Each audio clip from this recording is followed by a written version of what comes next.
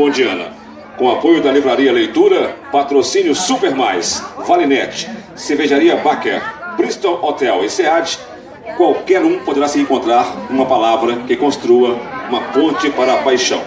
Qualquer um poderá utilizar a palavra como ponte para viver um grande amor. A itabirana Sheila Paiva de Andrade lançou pela editora Quarup o livro Palavra por Palavra, uma ponte entre a paixão e o amor. A obra reúne contos variados, a maioria de ficção, tendo como um tema comum a importância da palavra na relação das pessoas e a evolução das formas de utilizá-la ao longo do tempo. Com vocês, a escritora Sheila Paiva de Andrade.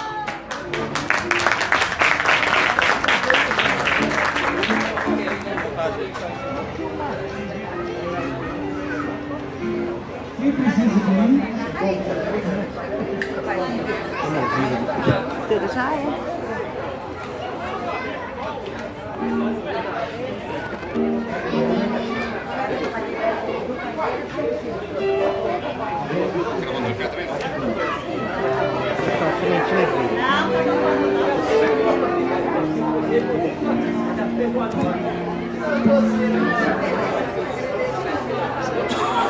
Boa noite a todos. Eu vou começar pedindo aos senhores que mirem bem esse banner que eu mandei fazer, um resuminho. É uma arte belíssima do Genin, que está ali, né, comigo, me acompanha nessa experiência literária desde 2009, né, Genin? E esse banner retrata um momento muito importante, que foi quando eu conheci Carlos Drummond de Andrade e tomei um café da tarde, bem itabirano, na casa dele em Copacabana, na rua Conselheiro Lafayette. Convidada de Drummond aos 19 anos de idade, para mim foi uma glória total. Aqui, se puder abaixar a música um pouquinho para mim, por favor, ela embaixo.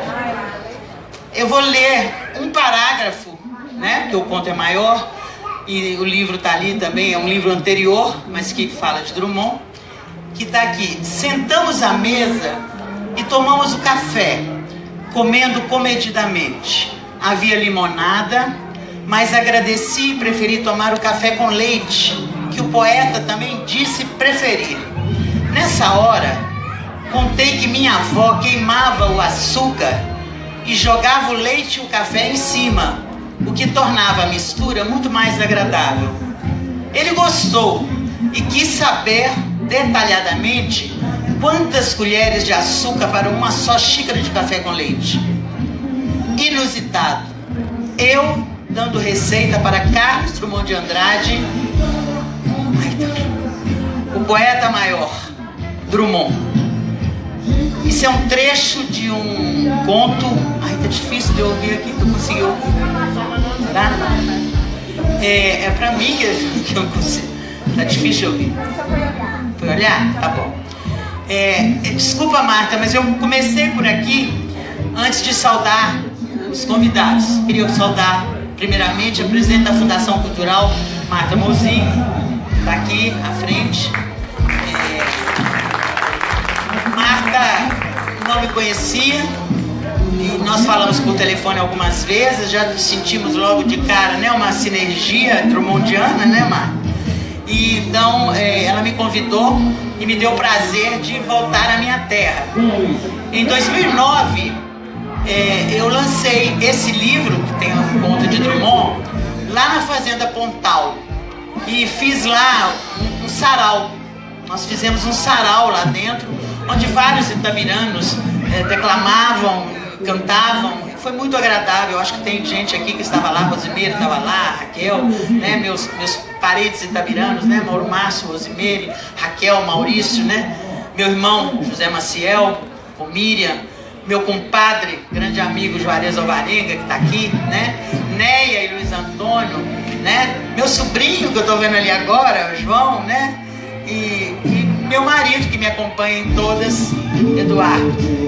Pois é, gente, Falar de Drummond é falar daquilo que Itabirano falou a vida toda, né?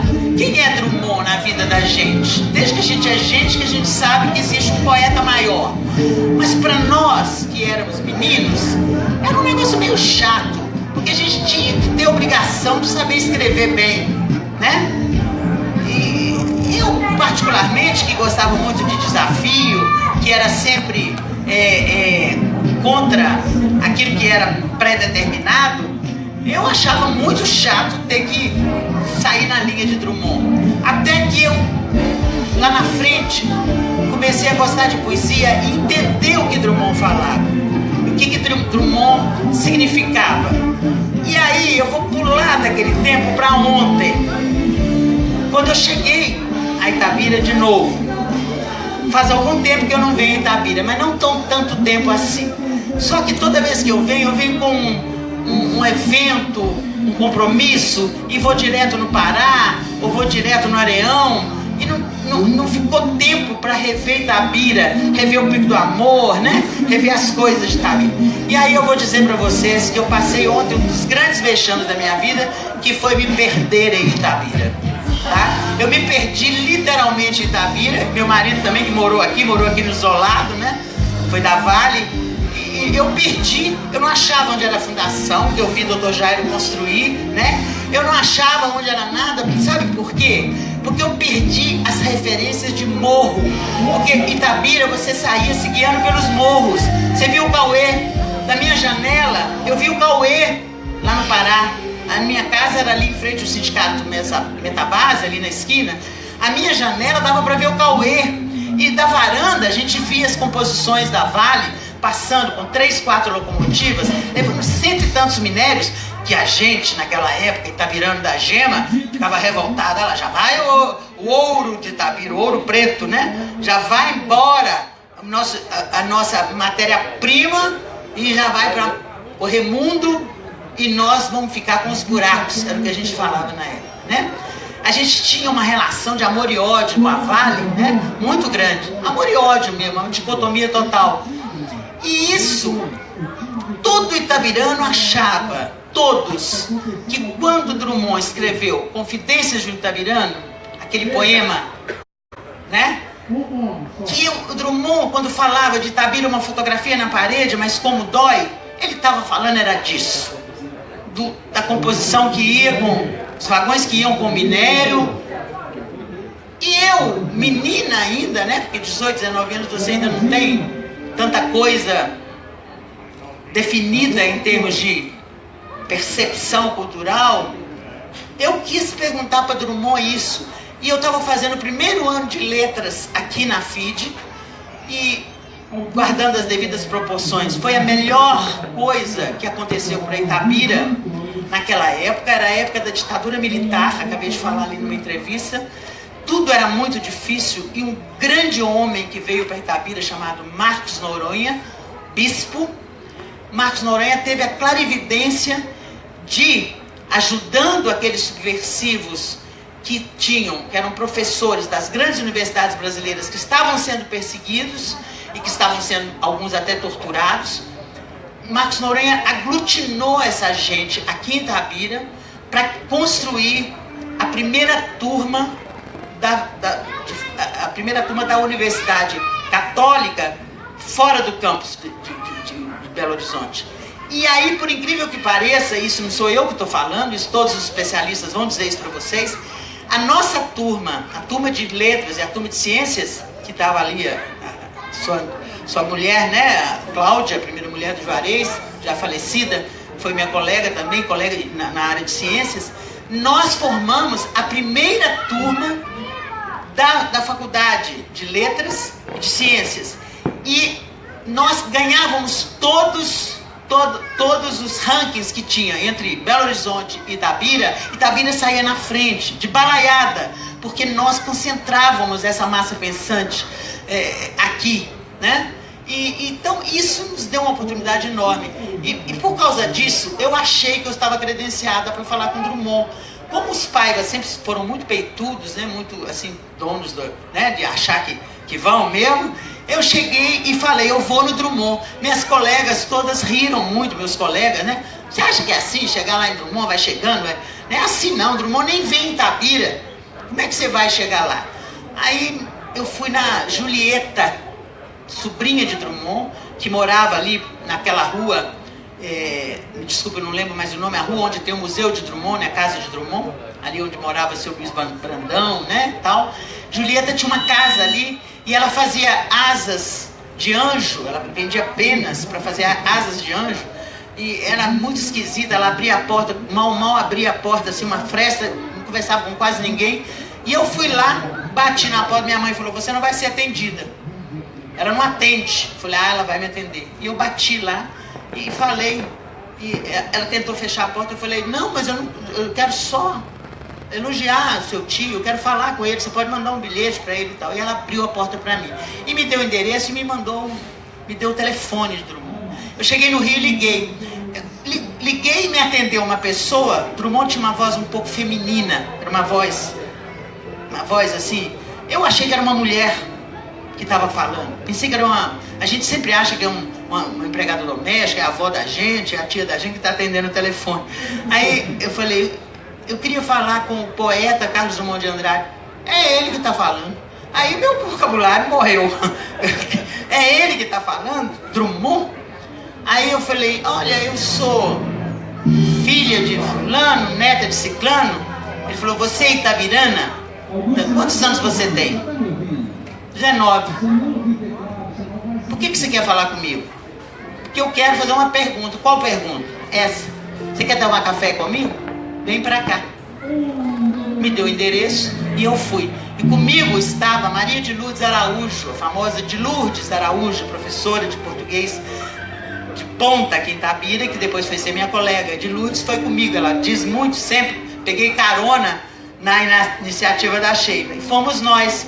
E eu falei para a de Lourdes, nós não podemos levar nem máquina fotográfica, porque diz que o homem detesta. Se você sacar uma máquina fotográfica lá na hora, nós, né, podemos até perder a entrevista.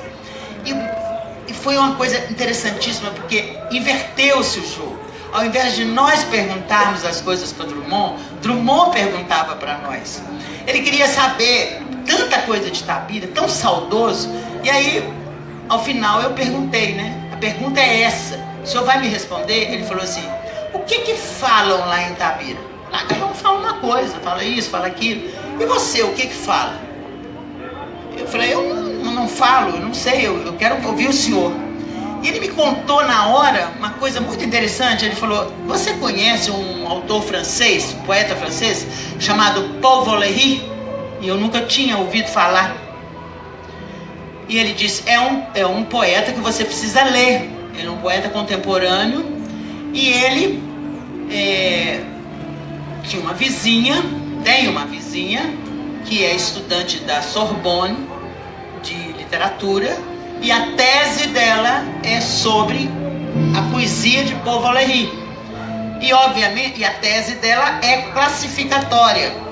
Então eu vou te fazer uma pergunta. Ela conversou com Paul Valéry muitos anos, vizinha de muro. Obviamente, ela tinha mais informações. Adivinha qual foi a classificação dessa moça? E eu falei, não deve ter sido a primeira, pelo seu tom. Ele falou, ela nem foi classificada. Qual é a dedução? Eu não quis arriscar, eu tive medo de arriscar. Talvez hoje eu arriscaria, mas naquela época eu tive medo de arriscar. E Drummond me falou uma das coisas que me fez gostar de poesia pro resto da vida. Ele me deu uma lição, ele disse assim, quando nós escrevemos alguma coisa, principalmente poesia, e entregamos para o outro, porque editamos, porque imprimimos, porque oferecemos, ela não é nossa mais. Ela é do outro, é de quem lê. Porque a mente, a cabeça, a alma das pessoas pode ser muito mais bonita do que a minha. De repente, o minério de Itabira, o ferro nas calçadas, a fotografia na parede, que você enxerga, menina, é muito mais bonita do que a que eu escrevi no meu livro. Nunca esqueci isso, nem de Lourdes. E essa é mais ou menos a história que eu conto para todo mundo de Drummond. Drummond era isso. E aí há de se perguntar, mas Drummond, com todo esse requinte de literatura, né? Era um homem, vamos dizer que lá atrás Machado de Assis era o grande mito da literatura brasileira, e que nos tempos modernos Drummond, dentro da poesia, tenha sido o nosso maior ícone, né? Comparado a Fernando Pessoa, né? Aí a gente pergunta assim, mas então ele era um homem realizado, ele era um homem importante, reconhecido? Não era não, aí é que tá. Porque nós somos um país sem cultura, nós somos um país pequeno, nós somos um país que não valoriza isso. Então Drummond andava por Copacabana como cidadão comum. Drummond era apenas um assessor de ministros de Estado ou de chefes. Foi assessor de Gustavo Capanema, que era ministro da Educação. Meu pai, Paiva, que teve uma importância muito grande em Itabira, como uma espécie de intermediário entre a Itabira e o Rio de Janeiro, que meu pai veio do Rio de Janeiro, tinha a vivência do Rio de Janeiro. Papai fazia uma espécie de ponte, porque Drummond era o nosso embaixador no Rio de Janeiro, na época que a capital da República era lá. Lá em casa tem várias fotografias que aparecem, desde Getúlio Vargas, né, meu pai com vereadores daqui de Itabira, com o presidente da Vale, né? E Drummond do lado, sempre Drummond. Mas Drummond era o pombo correio. Então, um homem da capacidade de Drummond, um homem com a qualidade literária, né? Uma coisa assim, que a gente lê, relê, e cada vez que você lê e relê, tem mais para você sentir, né? Que eu acho que só artista como Genin é capaz de fazer assim e ir mais além, né? Porque eu acho que cria. Aí eu ficava pensando, meu Deus do céu, em qualquer lugar do mundo, né? Alguém assim seria de uma certa importância. Eu não falo em dinheiro, eu falo em o poder da sedução, né?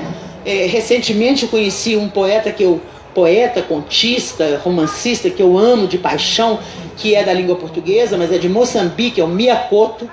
Eu conheci Mia Couto em Moçambique, eu trabalhei muito tempo com projetos internacionais e um dia eu estava em Maputo, a capital de Moçambique, e eu tinha ido com o professor Otávio Elísio Alves de Brito, que foi secretário de Educação, acho que muita gente ainda conhece dessa época, foi ministro da Cultura, e o Otávio Elísio gosta muito de fotografia, e lá em Moçambique anoitece muito tarde, e ele foi tirar umas fotos.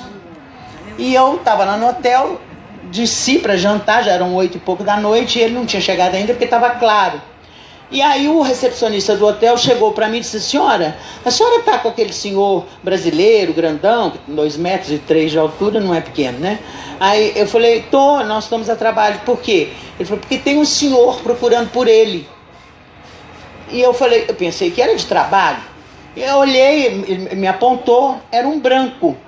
Eu tinha lido alguns poemas de Mia Couto e achava que ele era negro, porque em Moçambique todo mundo é negro. Achei que era negro. Aí quando eu vi aquele branco, eu cheguei e fui me apresentar e falei, olha, eu sou Sheila, né? Eu trabalho com a professora Otávio Elísio, eu posso ajudá-lo e tal, não sei o quê, é alguma coisa de trabalho? Ele falou, não, nós somos amigos de poesia. Aí quando ele falou, nós somos amigos de poesia, eu falei, que bom, então pode ser meu amigo também, porque eu também gosto muito de poesia, né? O senhor é português?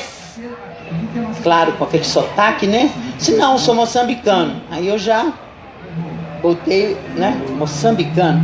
Falei, como é o nome do senhor? Até esqueci, porque o nome dele não é Mia Couto, o nome verdadeiro dele é outro. Mia Couto é pseudônimo, que o irmão mais novo falava Mia, alguma coisa assim. Ele me deu o nome dele. E eu, fração de segundos, eu falei assim, parece que eu já ouvi esse nome. Eu falei, já deve ter ouvido, porque eu tenho um pseudônimo, Mia Couto. Falei, não é possível que o senhor seja Mia Couto. Falei, não é possível que eu vinha, né? Falta de referência, eu achava que o senhor era negro. Tive essa conversa com Mia Couto, né? E conversamos muito.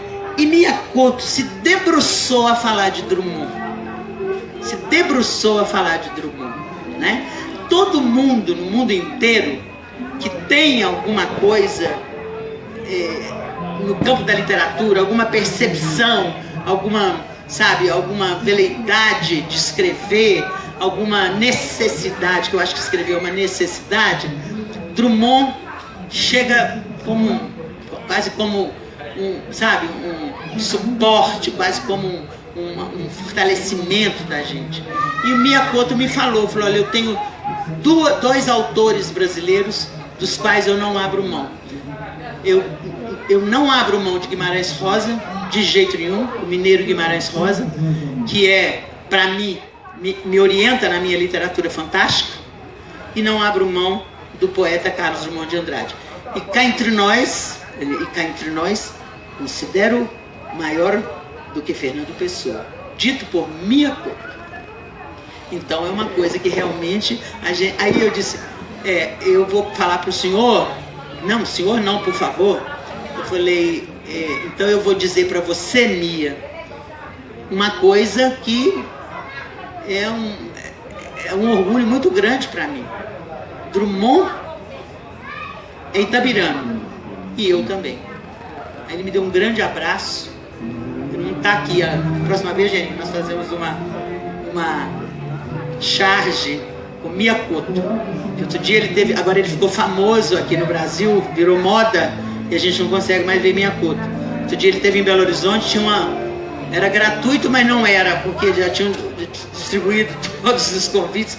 Eu e Eduardo fomos, né, Eduardo? Chegamos, tinha uma fila de um quarteirão, que era no Sesc Palladium, tinha uma fila de um quarteirão às 5 horas da tarde para um bate-papo com Miyakoto às 8 da noite. Então não tem mais jeito de falar com Miyakoto, ficou famoso demais. Mas eu tenho o e-mail dele, eu sou ousada, eu vou voltar a usá-lo a qualquer hora, como eu fiz com o Drummond, né? Muito bom, gente. Falar agora de mim, né? Quem sou eu? Me perguntou ali o Heitor Bragança, muito simpático, ali fazendo uma entrevista comigo, me perguntou, quem é Sheila Paiva de Andrade? Tava me chamando de dona, eu falei, não dá, aí já tá, né, Heitor? Carlinhos Cruz me conhece muito, que era amigo demais do meu irmão que já morreu, Luiz Carlos, e o Carlinhos me fez a gentileza de me abrigar na editora Quarupi 2 vezes, meu livro de 2009 e meu livro de agora. E foi interessante porque esse livro agora não estava com grandes pretensões. Eu gosto de escrever, escrevo muito, mas não publico. E aí eu cheguei na livraria Leitura, que a leitura hoje é top em Belo Horizonte, todos os shoppings, né, aquela coisa. Cheguei no Pátio Savassi e perguntei, como é que faz o lançamento de livro aqui? E o rapaz falou assim, geralmente são livros da nossa distribuidora. Eu falei, não tem autores independentes? Ele falou, muito poucos. Eu falei, quem é que é o responsável? Me chamou lá, o rapaz, e eu falei, perguntei de novo, ele falou assim, quem é o autor? Qual é a editora? Eu falei, a editora é Quarupi, e o autor sou eu. Aí ele olhou assim, não, obviamente que não foi muito educado, mas não me deu muita colher de chá, né? Ele falou, manda uma amostra aí pra gente e tal, a gente pode olhar, não sei o que. Aí eu sou itabirana, né, gente? 90%, 80% nas almas, na calçada. Aí eu imprimi, não estava pronto ainda o livro, imprimi uns 4 ou 5 pontos que eu achava melhores, botei no envelope e botei o livro anterior. E mandei entregar pro cara, não fui lá entregar, eu mandei entregar. 2 dias depois ele ligou para mim, falou, olha, a Leitura tem todo o interesse de vender os livros, comercializar seus livros e fazer o lançamento do seu livro, e oferecemos o nosso salão para isso, porque são de boa qualidade. Tudo que eu precisava ouvir, né? Então nós fizemos um sarau no dia 23 de setembro, estava lá Neia, Luiz Antônio, Janinho, estava muita gente aqui. Nós fizemos um sarau que foram 238 pessoas de assinatura de livro, que estavam lá e que me deram prazer, né? E aí me liga a Marta Mozinho para falar também de Itabira. Então, eu vou dizer um pouquinho sobre do que se trata. Meu pai estaria esse ano com 100 anos de idade. Teria feito em novembro do ano passado, dia 9 de novembro de 2016, 100 anos. Portanto, agora estaria com essa idade ainda. Eu quis, no dia do aniversário dele, nós fizemos uma comemoração, eu e o Ciel, meu irmão, fizemos uma comemoração do centenário do papai, fazendo toda uma memória de quem ele foi, né, e tal. Foi muito emocionante, mas eu não quis confundir as coisas, lançar um livro meu ia bagunçar o coreto. Eu preferi esperar, mas eu dedico esse livro ao meu pai, pelos 100 anos dele, e eu tomo a liberdade de o primeiro conto ser sobre meu pai, porque o livro é de ficção, mas o primeiro conto é sobre meu pai. Meu pai tinha tantas facetas. E aí eu não estou falando como filha, eu acho que tem muita gente aqui que pode testemunhar isso. Meu pai era um homem de muitas facetas. E era difícil a gente pegar uma, né? Eu peguei uma com a qual eu me identifico demais. Meu pai era um jazzista. Meu pai trabalhava na Vale, meu pai foi fundador do Valério Doce, mas meu pai tocava piano de ouvido, tocava jazz. Meu pai sentia a música como quase poucas pessoas sentem. Ele tinha uma sensibilidade musical muito grande. E quando ele chegou em Itabira, em 1944, para a Vale, né, trazido pelo então presidente da Vale, Israel Pinheiro, que era amigo do pai dele, e fez o convite. O papai veio como funcionário da Vale e chegou aqui, junto com toda a turma nova. Itabira se fechou completamente, porque as famílias tradicionais de Itabira não permitiam que os novos funcionários, né, e portanto, como se fossem estranhos no ninho, frequentassem a sociedade itabirana, que chamava-se na época Clube Atlético Itabirano. Então ficava aquela quantidade de rapazes loucos para namorar, para dançar, para tudo, proibidos, porque as famílias tradicionais não permitiam.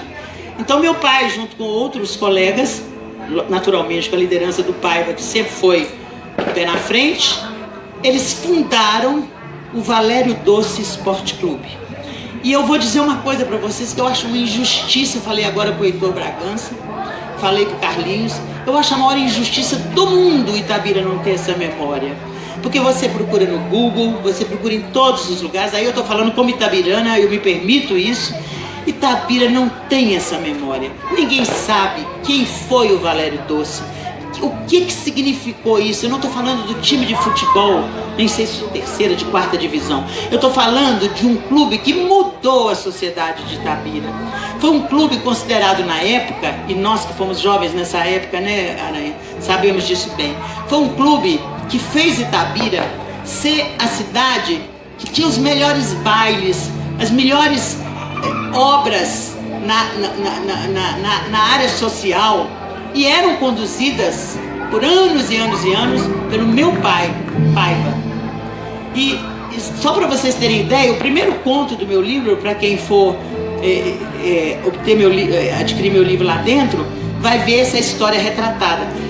Foi assim.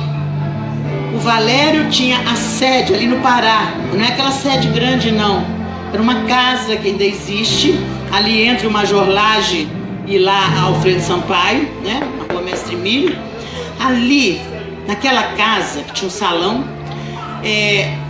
eles fizeram, tem fotos inclusive históricas, quem quiser, eu tenho essas fotos, fiz uma pesquisa enorme sobre isso. E então eles se reuniam e tinham as horas dançantes, os bailes. E naquela época era música ao vivo. E não tinha música ao vivo aqui boa, tinha porcaria. Meu pai começou a mapear na Vale quem eram os operários, ou funcionários operários, que tinham musicalidade, que tocavam alguma coisa, seja na banda, alguma coisa assim. E ele começou a doutrinar aquela turma. Ele trazia gravações, né, aqueles discos enormes que ele tinha, que ninguém tinha aqui, Dizzy Gillespie, Ducky Ellington, Billie Holiday, Les Young, os grandes nomes do jazz internacional. E os caras ficavam loucos ouvindo aquilo. E o papai começou a formar os conjuntos. Muitos deles estavam vivos até pouco tempo. Edgar, acho que o Mário Rosa está vivo ainda, me parece, né? Mário Rosa, o baterista. Edgar, pivete no bongô. Aí, como vinho, ele precisava de pianista. Então o que ele fazia? Ele trazia um pianista de fora, de Belo Horizonte, para fazer as harmonias e arranjava um emprego para o pianista na Vale, para o cara comer, porque ali era muito pouco. Então tinha o Ruizinho, que casou com a Bersan, né, que era seu vizinho lá de frente, e assim foram. Por aqui passaram grandes pianistas mineiros, tipo José Guimarães, Elvis Vilela, que daqui saiu para ser pianista de Gal Costa, de Caetano Veloso, tá? José Guimarães, que foi do Clube da Esquina. Passaram por aqui as maiores expressões da musicalidade mineira. E passava por aqui, lá pela minha casa, porque aqui em Itabira, eles não tinham, naquela época, tinham poucos hotéis, e tinha uma crooner, que vinha reforçar. Crooner, para quem não sabe, os mais jovens, é a cantora de baile. A crooner que vinha quando tinha bailes era uma mocinha, filha de uma costureira de Paraupeba, que se chamava Clara Nunes. E Clara Nunes ficava hospedada na minha casa. Minha mãe está aqui com 94 anos, está ali de frente ali me assistindo. Mamãe e meu pai me tiravam do meu quarto para que Clara Nunes pudesse dormir lá, porque ela ia fazer, era a recomendação da mãe dela para o seu Paiva, ela vai lá para cantar, mas ela não vai ficar em hotel, E Clara Nunes ficava lá. Até o final, né, mamãe, quando ela já era famosa, Clara Nunes um dia no Yacht Club fazendo um show, viu minha mãe e meu pai, parou literalmente o show e foi lá fazer uma saudação, dizendo que chorou. Ela disse: olha, eu me lembro do meu tempo de crooner, que eu amassava um barro danado, que a dona Eunice e seu pai me deram uma chance.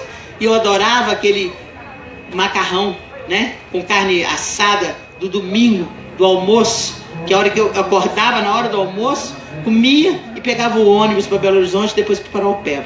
Clara Nunes. Meu pai trouxe Calbi Peixoto 1000 vezes, trouxe Elisete Cardoso, que ficou na minha casa. Papai trouxe os grandes nomes da música popular e ensinou para nós todos, inclusive para mim, né, a gostar e fazer com que Itabira fosse um centro cultural e musical muito importante, né? Eu protagonizei aqui, eu acho que agora só tem 2 membros do meu conjunto, infelizmente, né, a vida é assim, 3 já morreram. Morreu Cláudia Cardoso, ex-esposa de Juarez, né, morreu muito nova. Morreu Délio Cardoso, há alguns anos atrás, e depois morreu Elcio Alvarenga. Com eles, e com Gilce Couto, e com Hilton Couto, que ainda está aqui, né?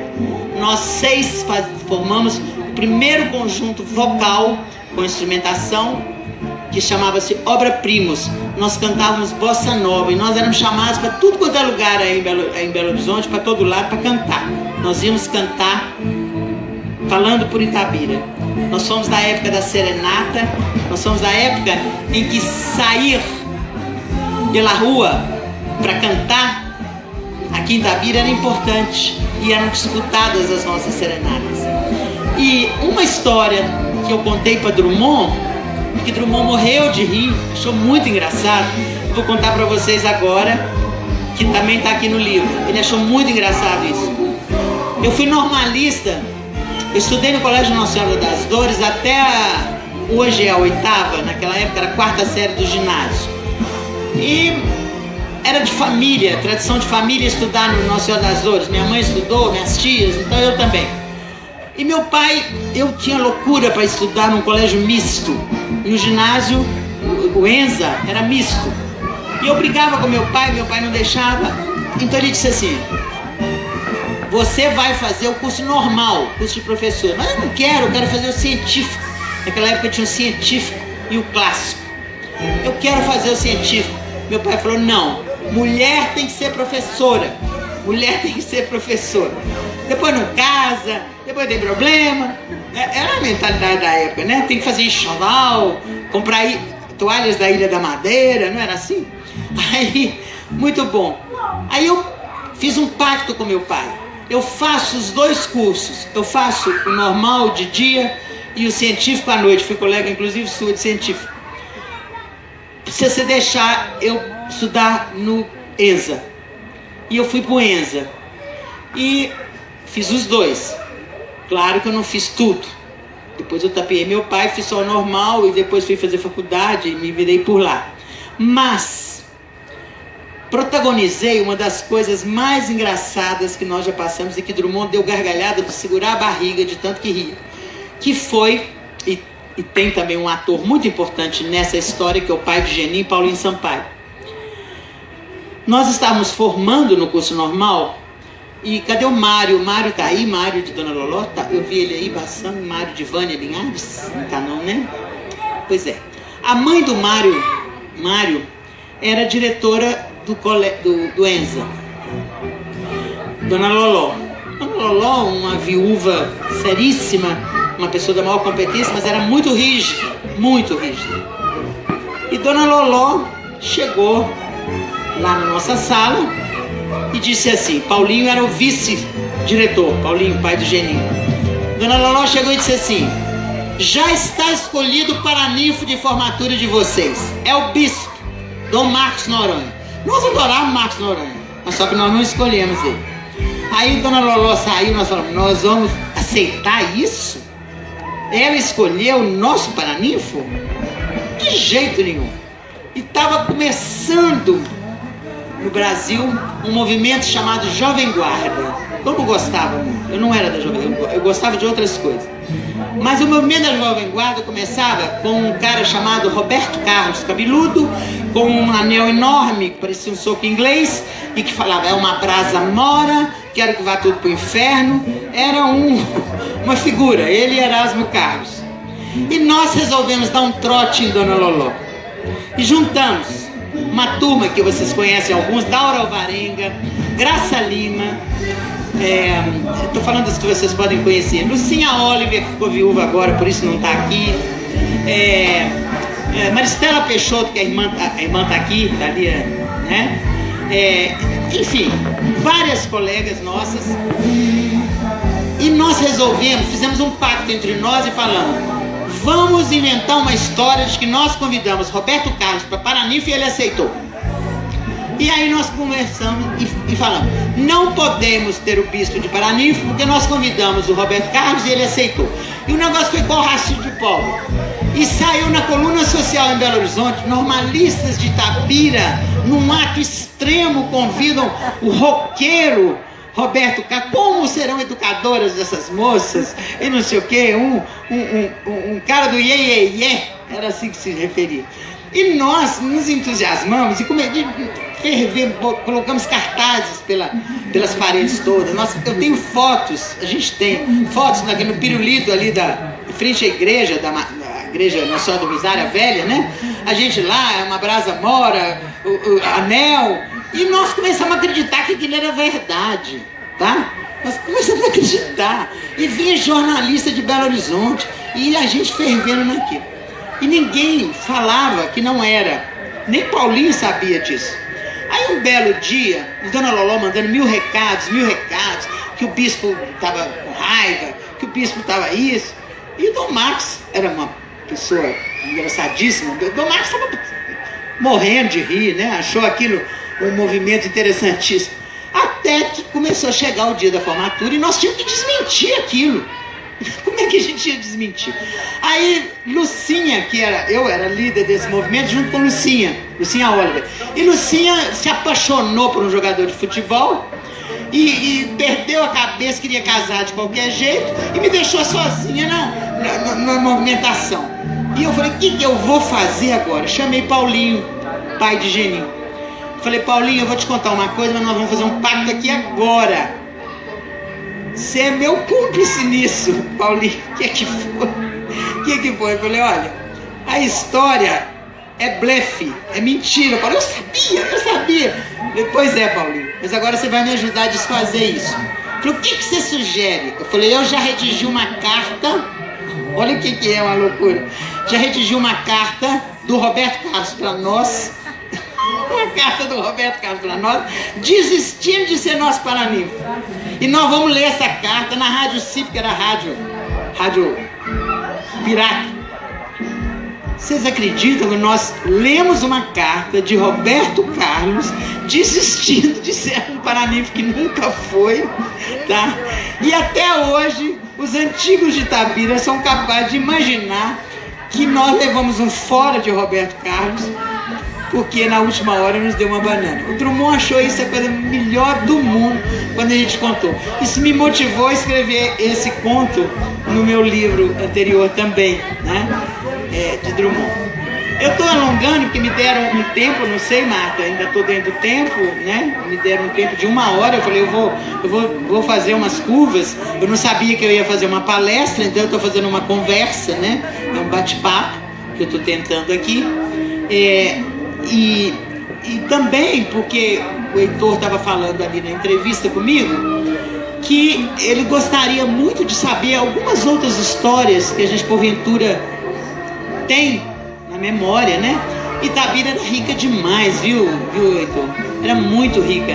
Por exemplo, você pode imaginar uma cidade que teria 2 igrejas, Nossa Senhora da Saúde e Nossa Senhora do Rosário, e 2 padres chamados Padre José Lopes. Eram 2 José Lopes, era Zé Lopinho e Zé Lopão. É inusitado, só Itabira, 2 padres, Zé Lopes e Zé Lopinho. Zé Lopinho da Saúde era mais tranquilo, né? Era mais light. Zé Lopão era bravo, né? Mas era uma braveza só pra fora. Zé Lopão foi meu colega de faculdade, depois de velho. Por quê? Porque ele era diretor do ginásio. E para ser diretor do colégio estadual, as pessoas tinham que ser formadas. Então, o Estado deu para ele, fez uma deferência com o padre mais velho, que tinha 70 e tantos anos, quase 80 anos, dele ser diretor sem ser formado, desde que ele estivesse cursando. E ele foi ser meu colega, e ele já estava, coitado, né? E eu era líder de turma. Então tinha freira, tinha o padre Zé Lopão. E o Zé Lopão era um colega formidável. Ele falava assim, ele tinha horror da professora de literatura, que veio do Rio de Janeiro. Tinha horror, porque ela levava ele ali, né? E ele falava, eu tenho horror. Ele tinha uma voz muito rouca, né?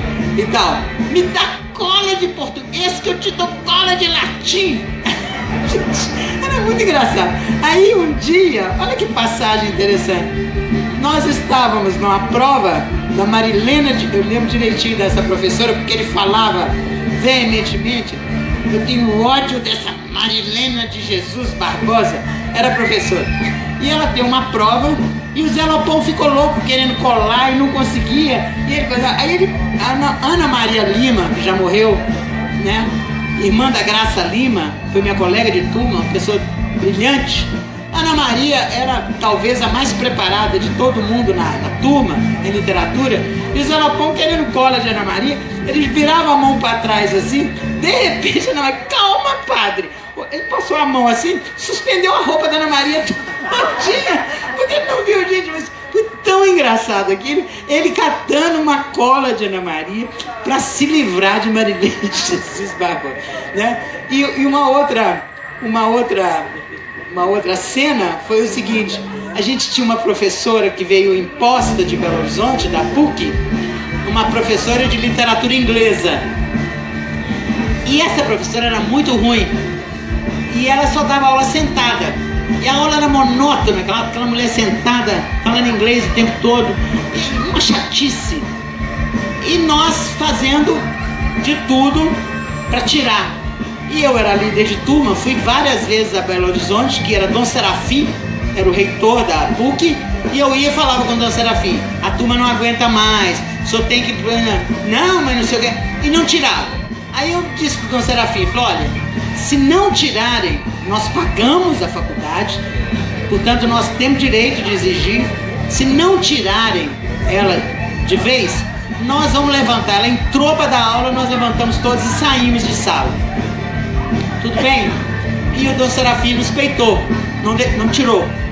E nós chegamos, quando ela estava lá sentada, levantamos todos e fomos saindo. O padre foi o primeiro que saiu. Quando saímos, 2 freiras do Colégio Nossa Senhora das Dores ficaram dentro da sala. Aí eu voltei lá e falei, irmã, pelo amor de Deus, vocês estão furando o nosso movimento. Se ficar uma aqui, acabou.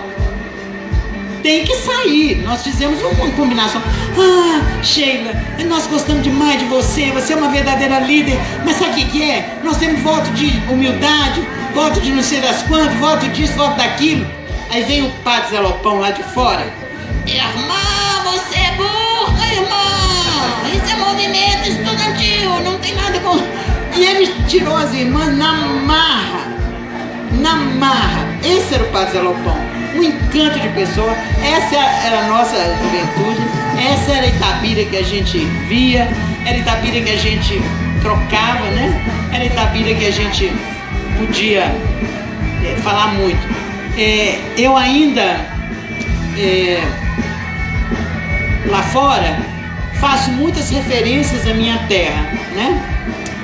Eu costumo dizer o seguinte: aqui, para quem não conheceu, nós tínhamos a coisa mais linda, que eu não sei quem foi o demente que fez isso, mas teve alguém, um prefeito qualquer, não sei quem, que tirou do centro histórico a calçada pé de moleque, que caracterizava Itabira, que era a coisa que mais, que pelo amor de Deus, uma cidade desse tamanho podia ter trânsito fora do centro histórico.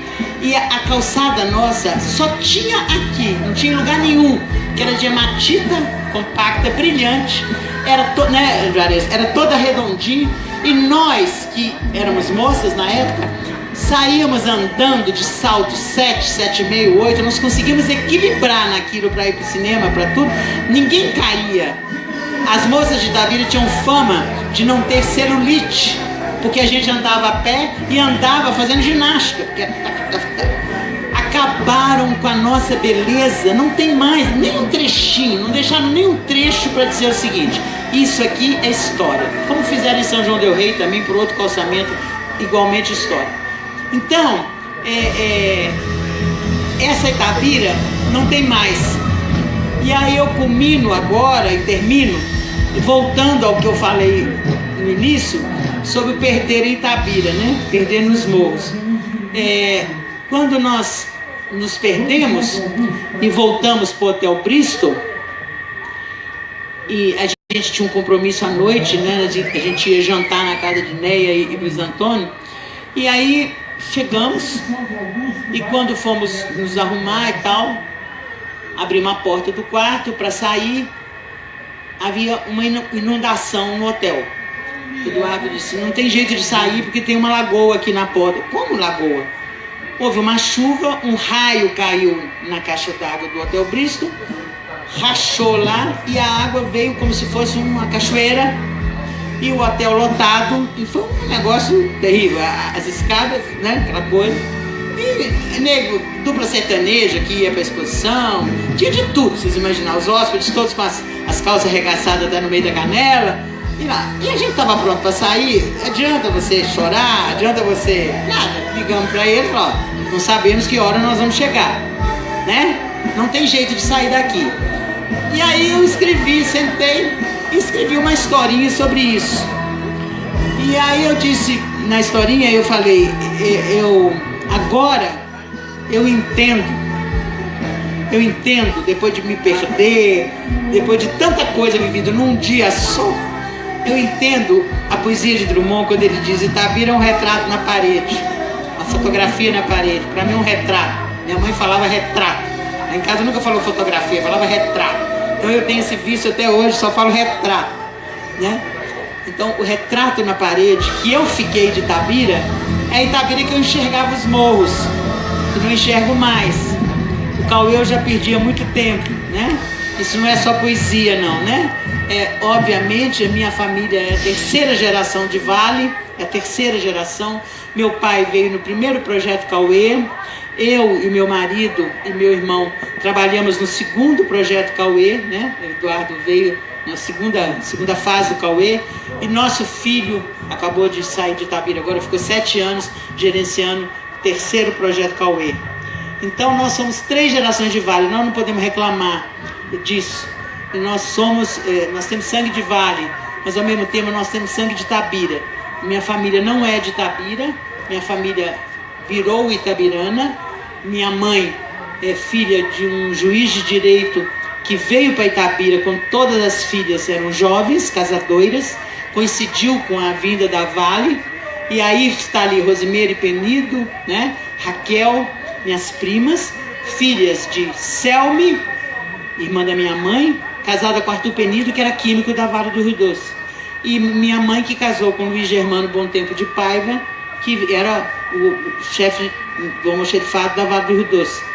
E minha tia Consuelo, que morreu há pouco tempo, foi funcionária da Vale do Rio Doce e casou com Moisés de Carvalho, também da Vale. Então lá em casa, né, na minha família, nós passamos a assumir Itabira como nossa terra, mas nós viemos de outros lugares, nós não temos a tradição do itabirano lá de trás. Nós pegamos a tradição e transmitimos isso. Todos os 4 filhos lá de casa, né? Perdemos o meu irmão mais velho com 22 anos, aqui num acidente terrível que matou meu irmão, o irmão de Rosimeire e nossa avó, de triste memória, né? Mas foi um causador de um grande impacto na época. Depois, há pouco tempo, né, há 5 anos atrás, perdemos o nosso outro irmão. Hoje estamos nas pontas, Ciel, né, mais novo e eu mais velha, mas ainda assim itabiranos da Gema, né, que temos Itabira como a nossa referência, né? Ciel, inclusive, com casa aqui, Miriam trabalhando aqui, né? Nós somos itabiranos de verdade. Itabira entrou na gente, inoculou a gente, e é por isso que eu volto para Itabira hoje com um prazer muito grande, uma satisfação enorme, e agradeço profundamente ao prefeito, à vice-prefeita, a Marta, né? E particularmente eu queria fazer um agradecimento assim de coração à Neia, né? Que é uma espécie de embaixadora de Itabira lá em Belo Horizonte. Neia, ela faz uma espécie de... ela gosta tanto de Itabira que ela faz a união, né, dos itabiranos ausentes, ela faz encontro de itabiranos lá, e é preciso que se valorize isso, porque essa é uma história que tem que ser resgatada. Então Neia gosta muito, ela é de família tradicional de Itabira e preserva isso, e isso é muito bom de ser preservado. Fico muito feliz com os que puderam me assistir e estou aqui para qualquer pergunta que quiserem, e que Drummond continue trilhando conosco o nosso guia para a vida e para a literatura itabirana. Obrigado.